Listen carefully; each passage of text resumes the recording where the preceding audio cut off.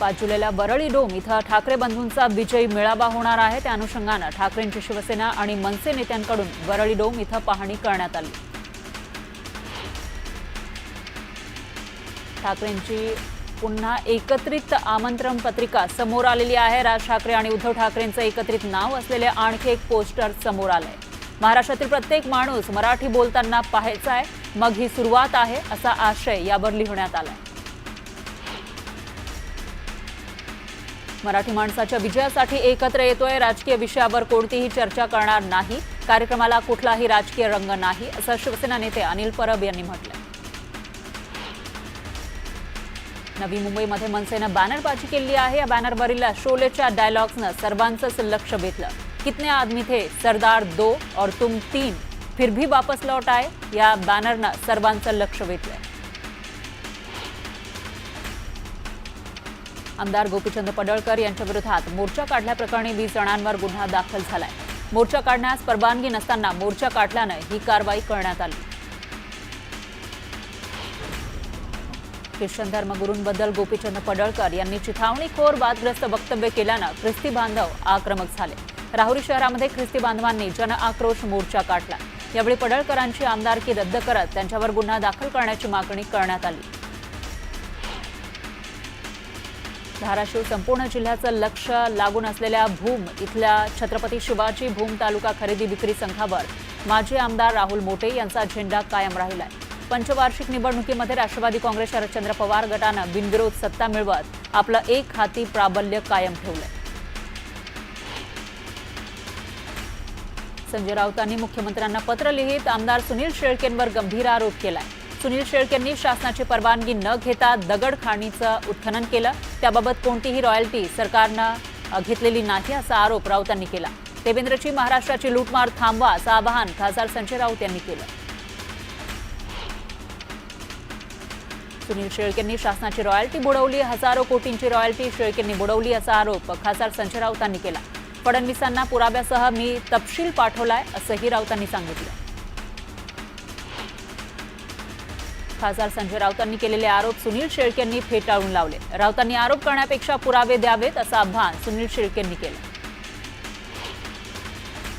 राज्याला लुटण्याचं काम सुरू आहे, सत्तेत असणाऱ्यांना लुटण्याची मुभा देण्यात आली असं म्हणत विजय वडेट्टीवार यांनी सुनील शेळकेंवर निशाणा साधला। भ्रष्टाचाऱ्यांना संरक्षण मिळत असल्याची टीका वडेट्टीवार यांनी केली।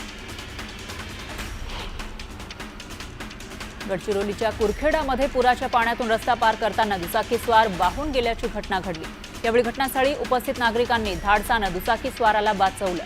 दरम्यान पुराच्या पाण्यातून रस्ता पार न करण्याचं आवाहन प्रशासनानं केलं।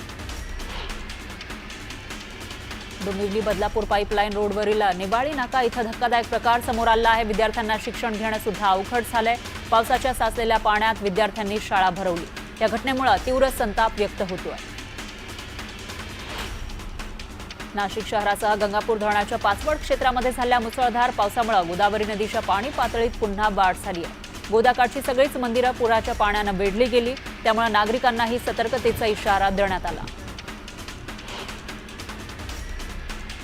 कोल्हापूर जिल्ह्यामध्ये पावसाचा जोर कायम आहे, त्यामुळे पंचगंगेची पातळी 31 फुटांवर पोहोचली आहे। राधानगरी धरणामध्ये 67% पाणीसाठा जमा झालाय, त्यामुळे धरणातून 3000 क्युसेक पाण्याचा विसर्ग राधानगरी धरणात करण्यात आला।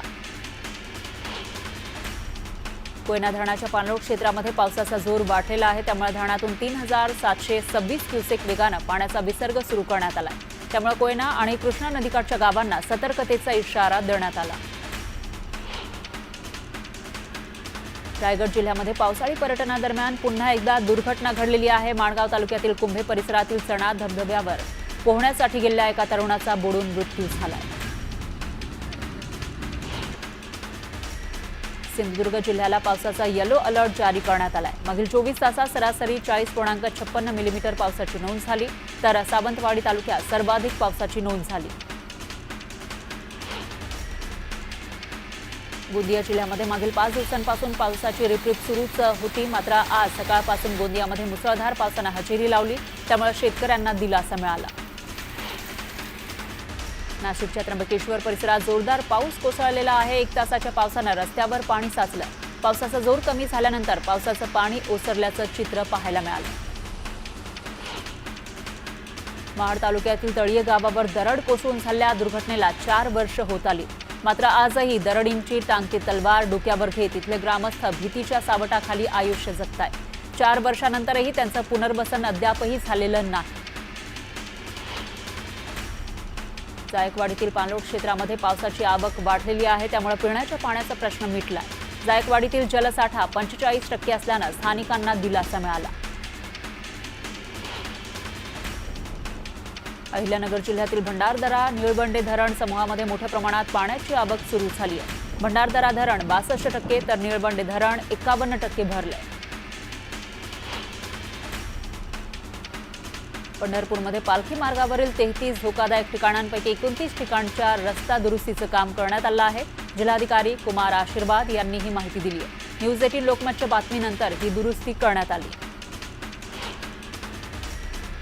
संत ज्ञानेश्वर महाराजांच्या पालखीचा दुसरा रिंगण सोहळा खुडूस या ठिकाणी संपन्न झाला. लाखो भाविक वारकरी भजन भक्तीत दंग झाल्याचं दिसून आलं. संत तुकाराम महाराज यांची पालखी अकलूजकरांचा पाहुणचार घेऊन पंढरपूरकडे मार्गस्थ झाली आहे. पालखीचा पहिला विसावा माळीनगर इथं होणार आहे, तर दुसरा विसावा पायरीचा पूल इथं होईल. माळीनगरमध्ये संत तुकाराम महाराजांच्या पालखीचं उभं रिंगण पार पडलं. टाळ मृदुंग आणि ढोल ताशाच्या गजरात वारकऱ्यांचा उत्साह ओसंडून वाहताना दिसून आला. ज्ञानोबा तुकारामाच्या जयघोषात परिसर दुमदुमून गेला. आषाढी यात्रेचा मुख्य सोहळा 6 जुलै रोजी संपन्न होणार आहे. त्यानिमित्त श्रींच्या दर्शन रांगेत भाविकांची मोठ्या प्रमाणात गर्दी आहे. यंदा मंदिर समितीच्या वतीनं दर्शन रांगेचं सूक्ष्म नियोजन करून अत्याधुनिक पद्धतीची दर्शन रांग तयार केल्यानं दर्शन रांगेतील भाविकांचा प्रवास सुखकर होऊन जलद आणि सुलभ दर्शन होतंय. जळगावच्या भातखंडे बुद्रुक इथल्या भाविक बसनं पंढरपूरकडे रवाना झालेत. पांडुरंग भजनी मंडळाचे अध्यक्ष मदन अण्णा पाटील यांच्या हस्ते बसची पूजा करण्यात आली. यावेळी विठुनामाचा गजर करण्यात आला. आषाढी यात्रेच्या सोहळ्यासाठी माऊलींच्या पालखीसह तुकोबा महाराजांच्या पालखीचंही आषाढ शुद्ध नवमी दिवशी वाखरी पालखी तळावर आगमन होणार आहे. यावेळी पालख्यांच्या स्वागतासाठी पालखी तळ सज्ज झालंय. आषाढी एकादशी निमित्त श्री क्षेत्र पंढरपूर इथं विठुरायाच्या दर्शनासाठी येणाऱ्या लाखो भाविकांच्या सेवेसाठी एसटीच्या 5200 बसेसची व्यवस्था करण्यात आली आहे. या बसेस घेऊन येणारे चालक, वाहक, त्यांची देखभाल करणारे यांत्रिक कर्मचारी आणि या सर्वांना मार्गदर्शन करणारे पर्यवेक्षक तसंच अधिकारी यांच्या चहा, नाश्ता आणि जेवणाची मोफत व्यवस्था करण्यात आली आहे. आषाढी वारीमध्ये धाराशिव तालुक्यातील दाऊदपूरच्या वारकऱ्याचा हृदयविकारानं निधन झालंय. अंकुश भांगे हे तेर इथल्या संत गोरोबा काका यांच्या नावानं रामकृष्ण सेवा प्रतिष्ठानच्या दिंडीत सहभागी झाले होते. परभणी जिल्ह्यामध्ये राज्य परिवहन महामंडळाच्या ताफ्यात नादुरुस्त बसेसची संख्या वाढली आहे. त्यामुळे प्रवाशांना नाहक त्रास सहन करावा लागतोय. तातडीनं चांगल्या दर्जाच्या बसेस उपलब्ध करण्याची मागणी प्रवाशांनी केली. वाशिमच्या मानी ते करंजी रस्त्यावर खड्ड्यांचं साम्राज्य पसरलेलं आहे. यामुळे वाहनधारकांना नाहक त्रास सहन करावा लागतोय. तातडीनं रस्ता दुरुस्त करण्याची मागणी नागरिकांनी केली. चंद्रपूर शहरातील वादग्रस्त पूर संरक्षण भिंतीचा मुद्दा आज विधिमंडळात गाजला. आपत्ती व्यवस्थापन विभागानं यासाठी सुमारे 1 कोटींचा निधी दिलेला आहे आणि जलसंधारण विभागानं तातडीनं ही भिंत बांधून काढली. भिंत पुरासाठी नव्हे तर आलिशान घर वाचवण्यासाठी बांधली गेल्याचा आरोप करण्यात आलाय. मालेगावच्या बाजार समितीमध्ये सभापती आणि व्यापाऱ्यांमध्ये वाद निर्माण झाला. त्यामुळे गेल्या 3 दिवसांपासून बाजार समितीमध्ये लिलाव ठप्प असल्यानं शेतकऱ्यांची गैरसोय झाली आहे. तर शेतमाल कुठे विकावा हा प्रश्न शेतकऱ्यांना पडलाय. रत्नागिरीच्या परशुराम घाटामध्ये संरक्षण भिंतीखालील भराव पुन्हा खचलेला आहे. यामुळे घाटाच्या सुरक्षिततेबाबत गंभीर प्रश्न निर्माण झालाय. बौथवाडी आणि इतर वाड्यांना मोठा धोका निर्माण झाला आहे. त्यामुळे नागरिकांमध्ये भीतीचं वातावरण आहे. लातूरमध्ये बैलजोडी नसल्यामुळे 75 वर्षीय शेतकऱ्यांना स्वतःलाच अवताला जुंपल्याचा प्रकार समोर आला. बैलाची दिवसाकाठी 2500 रुपये एवढी महागडी रोजंदारी परवडणारी नाही. त्यामुळे अंबादास पवार यांनी स्वतःला अवताला जुंपून कोळपणीची कामं केली. बोईसर तारापूर MIDCच्या मालकीच्या असलेल्या बोईसर चिल्हार मार्गाची दुरावस्था झाली आहे। वारंवार तक्रार करूनही दुरुस्ती होत नसल्याने संतप्त स्थानिकांनी रस्त्यावर लोटांगण घालत आंदोलन केलं। सातारा जिल्ह्यातील खटाव तालुक्यात असणाऱ्या बेटण ओढ्यावर पूल नाहीये, त्यामुळे शेतकऱ्यांना साठवलेला कांदा डोक्यावरून वाहून नेण्याची वेळ आली आहे। शेतकऱ्यांना 14 मजुरांच्या मदतीने प्रति पिशवी 90 रुपयांचा खर्च करत 400 फूट अंतरावरून कांदा बाहेर काढला। यावेळी मजुरांनीही जीव धोक्यात घालून मदत केली, मात्र एवढं करूनही कांद्याला भाव मिळत नसल्याने शेतकरी हताश झाला।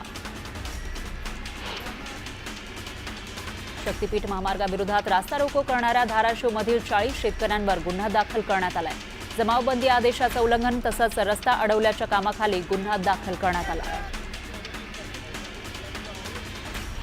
खानापूर तालुक्यातील नागेवाडी परिसरात बिबट्याचा मुक्त संचार पाहायला मिळाला आहे। बिबट्यानं बोकडावर हल्ला करून त्याला ठार केलं। यावेळी शेतकऱ्यांना पाहून बिबट्यानं पळ काढला, त्यामुळे भयभीत झालेल्या ग्रामस्थांकडून बिबट्याच्या बंदोबस्ताची मागणी करण्यात येते।